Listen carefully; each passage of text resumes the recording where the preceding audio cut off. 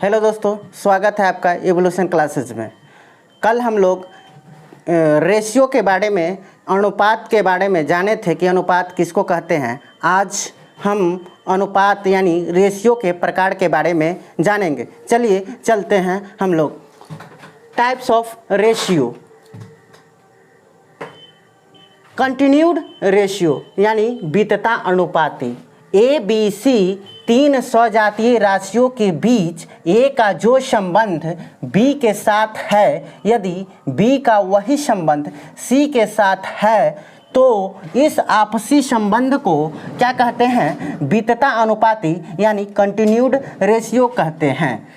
अब हम इसको देखते हैं। If A B C are in continued ratio, then A ratio B is equal to B ratio C. क्योंकि हम अभी देखे हैं कि ए बी सी तीन सजातीय राशि है, तो ए का जो संबंध बी के साथ होता है, बी का वही संबंध किसके साथ?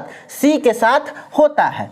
तो यहाँ पे हम ए का जो संबंध बी के साथ स्थापित किए हैं, बी का वही संबंध किसके साथ होगा? सी के साथ होगा। तो यानी इसको हम ए अनुपात बी इजकल टू बी अनुपात सी लिख सकते हैं। ठीक है। तो अब हम कल देखे थे कि ए अनुपात बी को हम ए बटे बी और बी अनुपात सी को हम बी बटे सी लिख सकते हैं। तो अब यहाँ पे हम एक संबंध स्थापित करना है, तो हम कल बताए थे कि इसको हम क्रॉस मल्टीप्लिकेशन कर सकते हैं, यानी ए को सी के साथ और बी को बी के साथ गुणा करते हैं, यानी क्रॉस मल्टीप्लिकेशन करते हैं। तो बी को बी से गुणा करेंगे तो बी स्क्वायर और ए को सी से गुणा करेंगे तो ए सी, यानी हमारा एक संबंध प्राप्त हुआ बी स्क्वायर बराबर ए सी।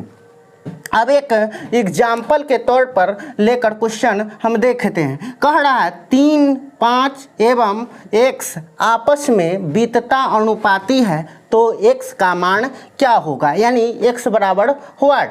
अब देखते हैं, यानी तीन सजातीय राशि में हमको दो राशि दिया है और एक x है और x का वैल्यू हमको मालूम करना है। तो इस आधार पर हम आराम से इसको निकाल सकते हैं। चलिए देखते हैं। हम जानते हैं कि ए का जो संबंध बी से है, बी का वही संबंध किससे होगा? सी से, यानी ये ए हो गया, ए बी हो गया और ए सी हो गया। तो चलिए अब ए अनुपात बी इजकल टू बी अनुपात सी, यानी ए का जो संबंध ए से है, बी का वही संबंध सी से है। तो हम कल बताए थे अंदर वाला को अंदर के साथ, बाहर वाला को बाहर के साथ। ये याद करने का एक सिंपल सा ये है। तो तीन को x के साथ गुणा करेंगे तो 3x और 5 जाए यानी 25, यानी 3x बराबर 25, तो x बराबर 25/3। इस तरह से अगर आपको कंटिन्यूड रेशियो में यानी वितता अनुपाती में अगर तीन आपसी संबंध सजातीय राशियों को देता है, तो इस तरह से हम अदर जो वैल्यू होता है उसको आसानी से निकाल सकते हैं। ठीक। अब अगला हम जो इसका दूसरा टाइप्स है यानी वो देखते हैं। चलिए अब हम लोग देखते हैं रिवर्स रेशियो को। रिवर्स रेशियो यानी विलोमा अनुपात, यानी विलोमा अनुपात मतलब उल्टा। तो रेशियो है, इसको हम एग्जाम्पल पे समझते हैं। एक एग्जाम्पल लेते हैं 16 यानी 16 रेशियो 25 रेशियो 80। अगर इसका हमको विलोमा अनुपात यानी रिवर्स रेशियो लिखना होगा तो हम कैसे लिखेंगे? चलिए इसको समझते हैं। सबसे पहले यानी 16 को 1/16, 25 को 1/25 और 80 को 1/80 हो गया। अब इसको हमको रेशियो में सिंपल फॉर्म में लाना है। ये तो सबको अपोजिट हो गया यानी विलोम हो गया। अब इसको सिंपल फॉर्म में लाना है तो क्या करेंगे? सबसे पहले हम इसका एलसीएम यानी लघुत्तम समापवर्तक यानी सारे हर का लघुत्तम समापवर्तक निकाल लेते हैं। तो लघुत्तम समापवर्तक यानी 16, 25 और 80 का जब हम एलसीएम निकालेंगे तो हमको 400 आएगा। सर फिर उसके बाद में जितने भी जो हर है, हर को क्या करते हैं, एलसीएम से क्या करते हैं, भाग देते हैं, और जितना मर्तबे कटेगा उसको हम अंश के साथ में क्या करेंगे, गुणा करेंगे। यानी सबके हर को एलसीएम के साथ में भाग देना है, जितना मर्तबे कटे उसको हम अंश के साथ में क्या करेंगे, गुणा करेंगे। ठीक है, तो चलिए 16 को जब हम 400 में भाग देंगे तो 25 मर्तबे कटता है, और यहाँ पे 1 है तो 25 गुणे 1। ठीक उसी प्रकार 25 को 400 से जब भाग देंगे तो हमारा 16 मर्तबे कटेगा, तो 16 को 1 से गुणा करेंगे तो यानी 16 गुणे 1।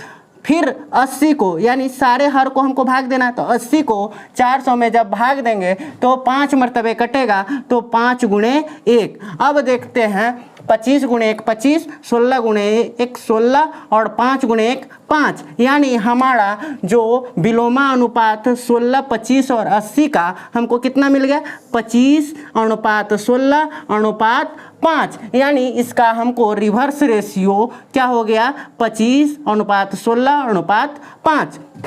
ठीक, इसके पर एक दूसरा उदाहरण लेके देखते हैं। रेशियो हमारा क्या दिया है, 2:3:4। अब इसका हमको विलोमा अनुपात यानी रिवर्स रेशियो निकालना है, तो हम कैसे निकालेंगे। देखिए एक और आसान, यानी छोटा छोटा जब अंक है तो इतना झमेला करना, क्योंकि हमारे पास में टाइम नहीं होता है कॉम्पिटिटिव लेवल एग्जाम में, तो उसको हम क्या एकदम आसान तरीका से, यानी जिसके नीचे लिखना होगा तो उसको हम ढक देंगे, उसके बाद में बाकी जो संख्या बचेगा उसको गुना कर देंगे। यानी इसके नीचे हमको लिखना है तो इसको दोनों को 4×3=12, यानी यहाँ 12 लिख दिए। फिर उसके बाद में ये इसको हमको बीच वाला को लिखना है तो बीच वाले को ढक देंगे, उसके बाद में इस दोनों को गुना कर देंगे तो 4×2=8, तो फिर इसके नीचे 8 आ गया। फिर लास्ट यानी चौथा नंबर के नीचे लिखना हमको तो इसको ढक देंगे, 3×2=6 यानी 6 हो गया। अब इसके बाद में इसको छोटा लघु रूप में अगर देखेंगे कटने वाला होगा तो इसको और लघु रूप में कट जाएगा, यानी सब हमारा डिवाइडेबल है यानी कटने वाला है, तो इसको 2 से काटे 6×2=12, 2 से 4×2=8, 3×2=6। यानी हमको 2:3:4 को अगर हमको रिवर्स रेशियो में लिखना हो तो इस तरीके से हम 6:4:3 को आ गया मेरा रिवर्स रेशियो यानी विलोमा अनुपात।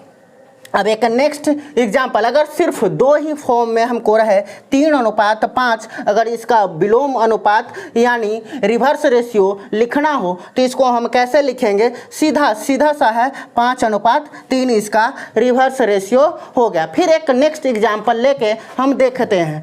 कह रहा है 2/3:3/5:1/15, यानी इसका अगर फ्रैक्शन यानी बटा वाला रहे अनुपात और उसका हमको पहले एलसीएम यानी इसका क्या लेते हैं, एलसीएम लेते हैं।